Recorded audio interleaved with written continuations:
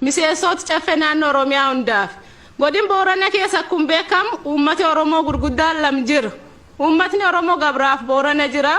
Uummata aadaaf duudhaa waliin qabu, uummati nyaatee waliin jiraatu, uummati godin tokko qabu, rakkoon tokko jidduun jiru. Garuu uummati Gabraa uummata aadaaf seenaa qabu. Achi keessatti sirnootaan dabreen waan garaagaraatiin maqaan isa dhokatee jira.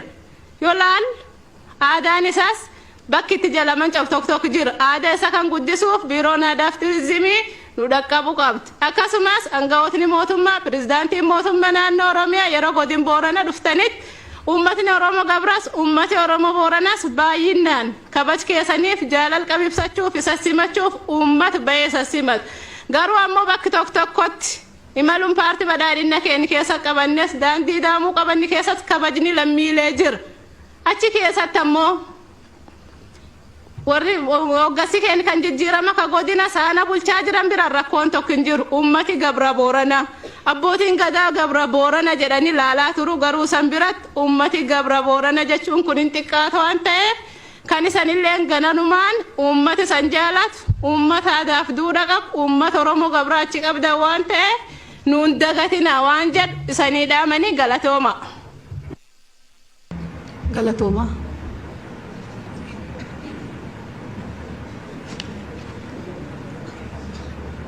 Kabajamoo Obbo Girmaa Tarraqee.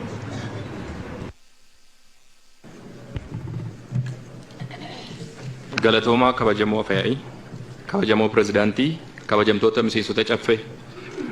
Hunda dura gabaasa raawwii hojii qaama raawwachiistuu naannoo keenyaa bifa kanaan dhiyaate irratti yaada gabaabaa kennee waan tokko kaasuun barbaada.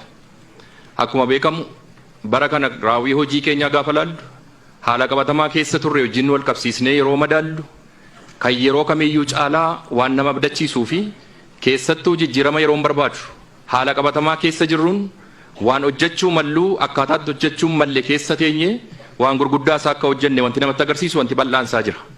Keessumattuu qormaata keessa abalaa jaalleewwan kaasaa turan kabajamtoonni miseensota caffees kaasaa turan as keessatti qormaata hedduu rakkoo nageenyaa harka tokkoon tasgabbeessaa gam tokkoon hojii misooma keenyaa itti fufiinsaan hojjechuu keessatti ga'ee keenya bahuudhaan hojiin hojjetamaa ture hojii bal'aa fi hojii nama abdachiisu jedhamee ilaaluun hin danda'amu.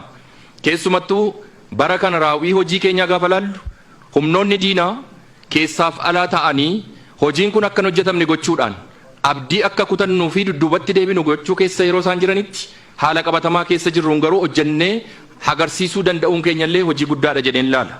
Keessumattuu piroojeektiiwwan adda addaa eebbifaman gaafa laallu wanti gurguddaan isaa ka'eera piroojeektiin